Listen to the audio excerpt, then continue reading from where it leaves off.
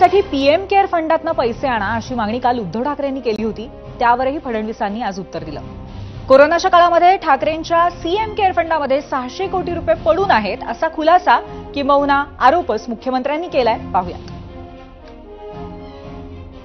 PM care फंडासारखा fund हा माजी मुख्यमंत्री उद्धवजी ठाकरे यांना तयार करण्याकरता केंद्र सरकारने परवानगी दिली. कोविड करता तो तयार झाला.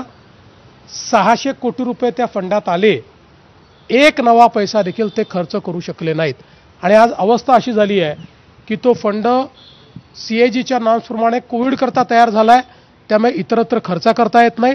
त्यामुळे आता त्याच्या नेमकं काय करायचं या संदर्भात आमच्यासमोर प्रश्न आहे. त्यामुळे 600 कोटी रुपये आपल्या फंडात असताना, लोकांनी ते दिलेले असताना आणि लोक पटापटा मरत असताना एक नवा पैसा जे खर्च करू शकत नाही, त्यांनी कोणाला किती शहाणपण शिकवावं हे देखील ठरवलं पाहिजे. असो, यातला आरोप प्रत्यारोपांचा भाग महत्वाचा नाहीये. यातला महत्वाचा भाग असा आहे की मराठवाड्याला तातडीने आणि भरीव मदतीची गरज आहे. आणि का ते आता मी तुम्हाला दाखवते.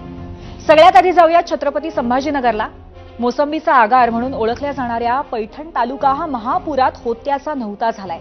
फळांची गळती झाली आहे. बागांमध्ये कच्च्या मोसंबीचा खच बघायला मिळतोय. आणि आता ही भाकड झाडं ठेवून काय करायचं म्हणून हताश शेतकरी झाडांवरच कुऱ्हाड घालायला निघालेत.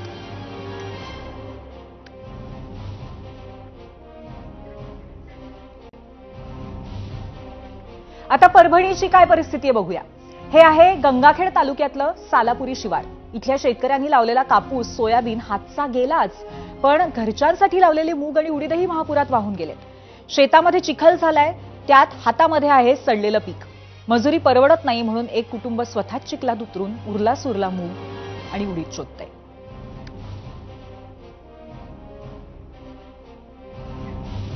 सोलापूर जिल्ह्यालाही पुरानं चांगलाच तडाखा दिला.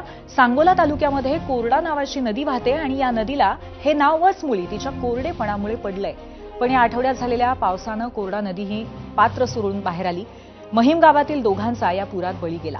तन्मय ऐवळे या चौथीतल्या मुलालाही कोरडा नदीनं ओढून नेलं. तर आगलावेवाडी गावातील गंगाधर साखरे यांचाही बुडून मृत्यू झाला.